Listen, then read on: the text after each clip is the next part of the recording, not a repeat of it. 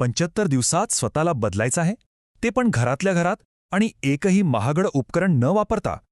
चला, आज आपण एक असा जबरदस्त फिटनेस प्लॅन बघूया जो खरंच अक्षरशः आयुष्य बदलू शकतो. हो, बरोबर. 75 दिवस. आकडा ऐकून थोडा जास्त वाटतो नाही का? पण थांबा, स्वतःमध्ये खरा टिकणारा बदल घडवण्यासाठी ना इतका वेळ तर लागतोच. आणि सगळ्यात महत्त्वाचं, हे पूर्णपणे शक्य आहे. तर मग प्रश्न येतो की या 75 दिवसांच्या प्रवासात नक्की काय साध्य होणार आहे? फक्त घाम गाळणार की त्या पलीकडेही काहीतरी मिळेल? चला तर मग या प्लॅनच्या प्रत्येक टप्प्यातून आपण उत्तर शोधूया. ओके, तर हे आहे आपलं 75 दिवसीय चॅलेंज, ज्यातून शक्ती, स्टॅमिना आणि आत्मविश्वासाचा एक मजबूत पाया तयार करायचा आहे. चला तर मग यात थेट उडी घेऊया. हे फक्त एक वर्कआउट नाहीये, तर ही एक संधी आहे स्वतःची ताकद, स्टॅमिना आणि हो, सगळ्यात महत्त्वाचं म्हणजे आत्मविश्वास नव्याने घडवण्याची. आणि याचे फायदे काय आहेत? खास करून किशोरवयीन मुलामुलींसाठी ना बॉडी वेट ट्रेनिंग म्हणजे एक वरदानच आहे. का? कारण यामुळे फक्त ताकद आणि स्टॅमिना वाढत नाही, तर पोश्चर म्हणजे शरीरयष्टी सुधारते.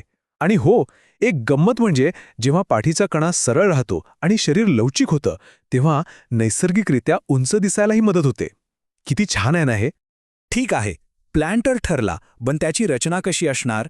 म्हणजे गोंधळ नको व्हायला म्हणून हा आहे एक अगदी सोपा साप्ताहिक आराखडा. सातत्य आणि चांगल्या परिणामांसाठी एक स्पष्ट 7 दिवसांचं चक्र. याला आपण फिटनेसचा रोडमॅप म्हणू शकतो, जो आपल्याला कधीही भरकटू देणार नाही.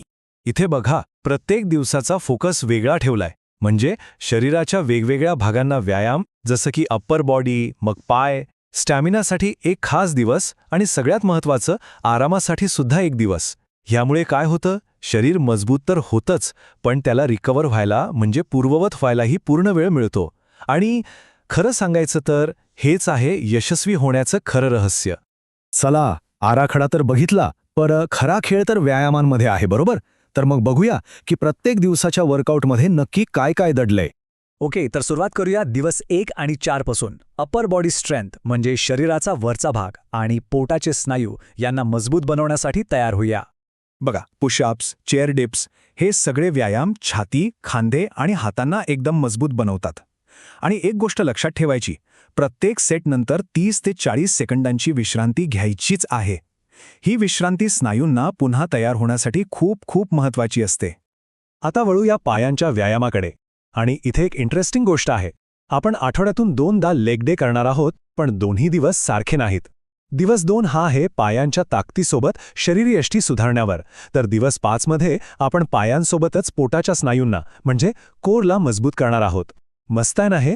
तर पहिल्या लेग डेमध्ये काय आहे, स्क्वॉट्स आणि लंजेस सारख्या व्यायामांसोबतच आपण काही खास स्ट्रेचिंग करणार आहोत. यामुळे काय होतं की फक्त पायांना ताकद मिळत नाही, तर शरीराची लवचिकता वाढते आणि पोश्चर सुधारायलाही मदत होते. आणि आता दुसरा लेग डे, इथे चॅलेंज थोडं वाढणार आहे. स्क्वॉट्स तर आहेतच, पण सोबत लेग रेजेस आणि रशियन ट्विस्ट सारखे व्यायाम आहेत. या व्यायामांनी आपण थेट पोटाच्या स्नायूंवर म्हणजे कोरवर काम करणार आहोत. यामुळे शरीराला एक वेगळीच स्थिरता आणि ताकद मिळते. आणि मग येतो दिवस 3, स्टॅमिना डे. याचा उद्देश सरळ आहे, सहनशक्ती वाढवायची आणि अतिरिक्त कॅलरीज बर्न करायच्यात. सो तयार रहा, कारण हा एक हाय एनर्जी दिवस असणार आहे. या वर्कआउटमध्ये हृदयाचे ठोके नक्कीच वाढणार, भरपूर घामही येणार, पण यामुळे स्टॅमिना एका नव्या लेवलवर पोहोचेल. खरं तर हा संपूर्ण शरीरासाठी एक जबरदस्त व्यायाम आहे.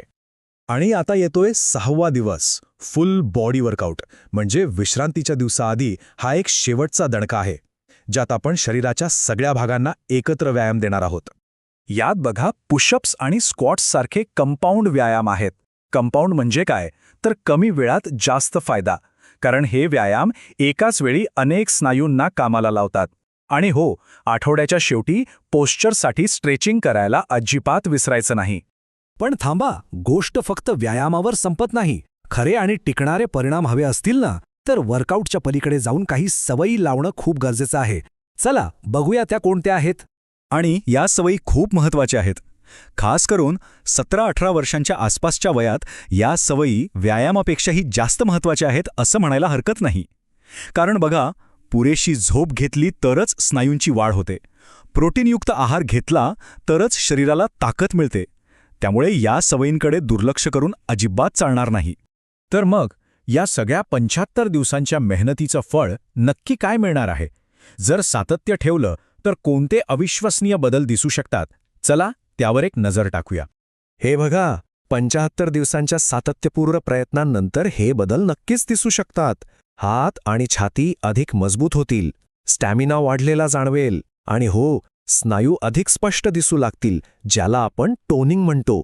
आणि पोस्चर सुधारल्यामुळे उंच दिसायलाही मदत होऊ शकते. पण या सगळ्या शारीरिक बदलांच्याही पलीकडे एक सगळ्यात मोठा आणि महत्त्वाचा परिणाम आहे, तो म्हणजे वाढलेला आत्मविश्वास. खरंय, जेव्हा आपण स्वतःला शारीरिकदृष्ट्या मजबूत बनवतो ना, तेव्हा त्याचा थेट आणि सकारात्मक परिणाम आपल्या मानसिकतेवरही होतो. एक गोष्ट लक्षात ठेवायला हवी, हा 75 दिवसांचा प्लॅन म्हणजे शेवट नाहीये, तर एका नव्या फिट आयुष्याची ही फक्त एक सुरुवात आहे. यातून जी शिस्त आणि ताकद मिळेल ती पुढे घेऊन जायची आहे. तर मग पुढचं पाऊल काय असेल